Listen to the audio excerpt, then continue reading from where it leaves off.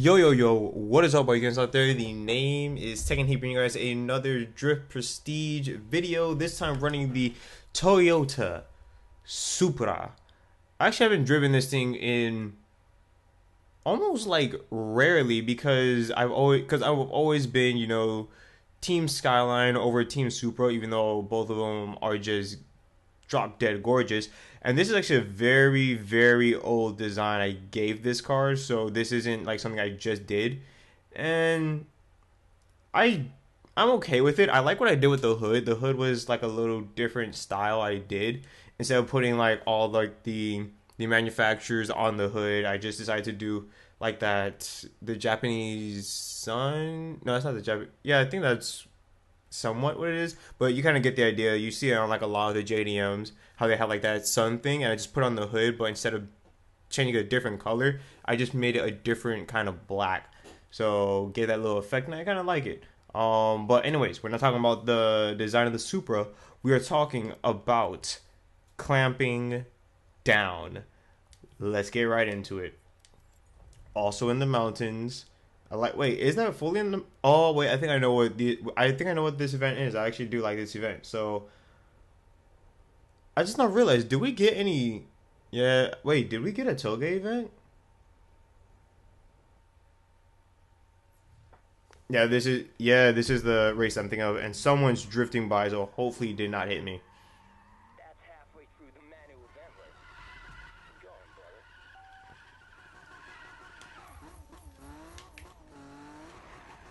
Ah, yes, we are doing a Toge. Although I don't. Do I have to be with them, or is it just a drift contest? I can't remember. Either way, I'm gonna at least beat. I should hopefully beat them point wise. Hopefully, what I have to be overall 250. We'll see how long that takes me. I can't remember what I normally get in this event, but this is a great event for chaining drifts. So hopefully I don't freaking hit that wall. But yeah, this is a great event for chaining drifts. So I should hopefully be able to get it done. Like I'm already. Oh, I went right under him. Holy crap! What just happened there? Oh my goodness, that was ridiculous.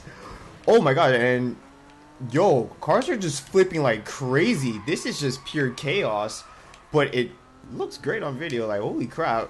I can't believe I drifted right under. Like, that's something you'll see out of like that's something that would be in Fast and Furious. Like, that would be done in Fast and Furious. You just see a car flipping over when you just drift right next. Actually, wait, that did happen in Fast and Furious. Like, they can't drift on this wall.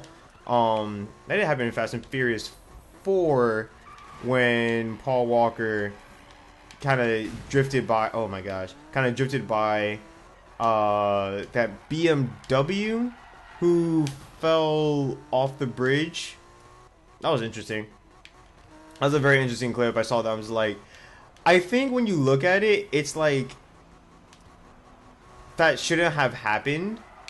At least the way how it did. Like, for some reason, something just didn't feel right when I saw the drift. I don't know. Like, I probably just have to watch it again, but for some reason, like, when I think about it, it felt like he got, when he made the drift, he was going in a straight line, by the way. He was going in a straight line, was able to get, and I think he almost got like a 90-degree angle drift and pulled it back all in just a straight line.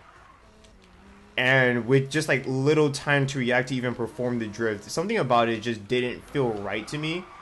But I'm pretty sure there are a bunch of like more knowledgeable drifters who are just like, oh yeah, you can do that. But to me, it just feels like they kind of like force that in just to make it look cool. Which in reality, well, I can't say in reality because it is a movie.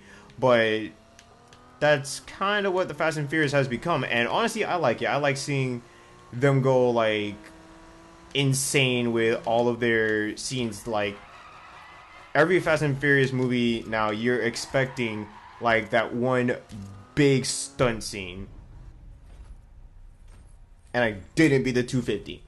Crap. I came close. Honestly, if I probably wasn't grinding on that wall that one time, and I don't mean in real life, I mean in the game, I probably would have beaten it because I wasn't that far off. But anyways, as I was saying with Fast and Furious, it feels like I like how every scene, I mean every movie has to have that one big scene. Like how I started really in like Fast and Furious 4 on up. It was like Fast and Furious 4 was the beginning with when they were taking down the gas truck, the gas tank truck. That was a very lit scene. Like when I saw that, I'm just like, yo, you already knew that this was going to be a phenomenal movie, and I loved it. I am a big fan of the Fast and Furious movies, so I'll watch them for as long as I want to. Like they are just so freaking amazing. But anyways, it was like Fast and Furious 4 was the, I guess you can call it like a heist. Was that beginning heist scene? That was lit.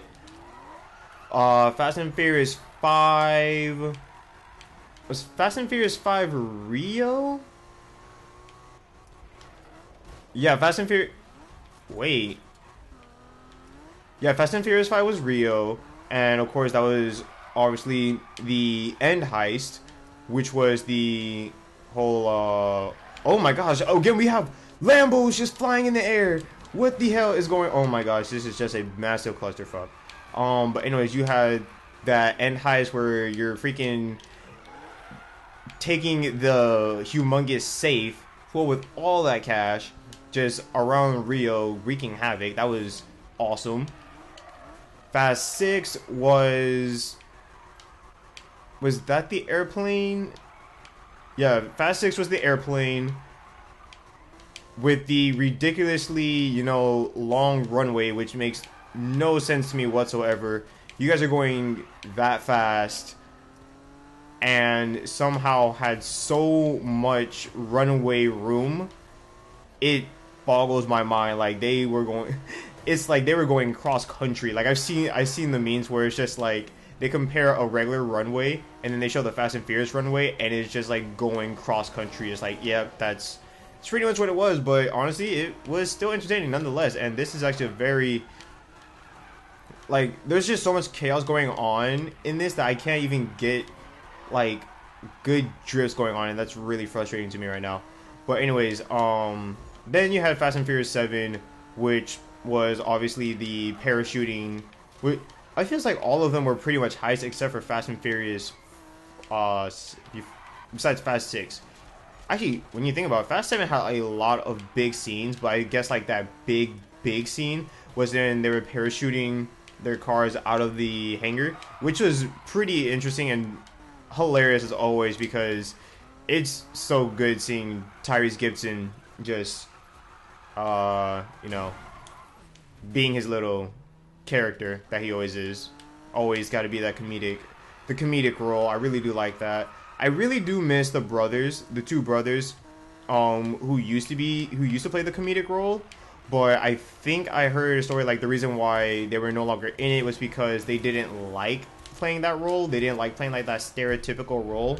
So it makes sense of why they would. It makes sense of why they do that. But at the same time, though, it's kind of like you're an actor, and there will be times where your role will just be playing a stereotypical role, or just like make fun of, you know, how it sounds weird to say your people, but how, like, you know, the people who you came from are, you're gonna have those roles. And come on, you have to have some kind of like comedic factor role. And I really did like when it was like the brothers going back and forth with Tyrese and Ludacris. Wait, was that Luda or no? I don't think it was Luda. What? I don't think that was Luda. I feel like at the same time it was. I can't remember, but you get the idea. It was like it's like you understand why they would feel that way, but at the same time it's like, one, you're an actor. You're meant to be paid to act certain ways, you know, to act as a character, and there will be times where, you know, you'll act like a stereotype, and at the same time, you just look at how much money you're getting paid. It's like, you really have room to argue? Like, just say, okay, I'll act like this role, get my money, and have fun. Because it always seems like when you look at the behind the scenes, everyone's having a good old time. So this is one of the things I never understood. Like, I can understand if you like really despise your role, like, oh my gosh, I can't get into this kind of character because it goes against everything that I'm against and everything, then that I can understand. But if it's just like, oh, I don't like this, you know, you're trying to stereotype my people, which again, it has like an understanding to it, but at the same time, it's like you're taking it a bit too seriously. It's like, you just need to act the fuck up and do your work, get money, and go on from there. Because again, you just look at everybody. You look at everybody. Everyone's having a fun time. Everyone's just having laughs and everything, and you're playing a comedic role. So stop complaining, please. I don't like when people do that. Like, you don't see Tyrese Gibson complaining. Well, he probably is. I don't know.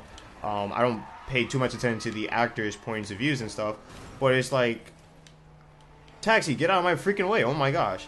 Well, I don't think Tyrese Gibson complains about all the stuff that he has to do. Like, there's a lot of stuff that he does that's kind of, you know, it's pretty much making fun of him with the whole, you know, you and your big forehead, like him really trying to emphasize how black he is, always trying to do different stereotypes, and I don't think he's complaining. He's just having a lot of fun. And there are times where I just don't understand that with actors. I'm not an actor, so I probably don't see it, so it's hard for me to see it from their point of view. But at the same time, it's just like, you know what you kind of sign up to do. You signed up to be an actor, so act and also have fun. You're meant to have fun while you do this. I'm pretty damn sure they're all having fun. Like, every time they finish doing a scene, they're just laughing around. Like, man, that was good. That was funny. I really did like that. You always see them sometimes break out of character in some scenes. In the bloopers, it's always fun. So I beat it. Got the 250. Awesome. That was my third attempt, I believe. And we're almost about to hit well, we're not almost about to hit, but we made it under 15 minutes. Again, I like getting around the 15-minute mark because I feel like the 10 to 15-minute mark is just a very safe and comforting time zone to have your stuff in. So that's why I kind of like being in that area. Anything too high is when it starts feeling a little bit too drawn out. Anything too low, unless it's okay for it to be that way, it feels like, I could do a little bit more. I feel like I can go on more. When it comes to 15 minutes, it's just like, okay, I've done what I needed to do. Time for me to end the video because, you know, you talk too long and hit walls because you look like an idiot driving. So I'm just head back to my garage and say my farewells. So hope you enjoyed the video. If you did, please leave a like, comment on what your favorite Fast and Furious, if you liked any of them, what was your favorite Fast and Furious movie, and what was your favorite Fast and Furious scene? You could have a Fast and Furious scene that's different, well, that's outside of your favorite Fast and Furious movie.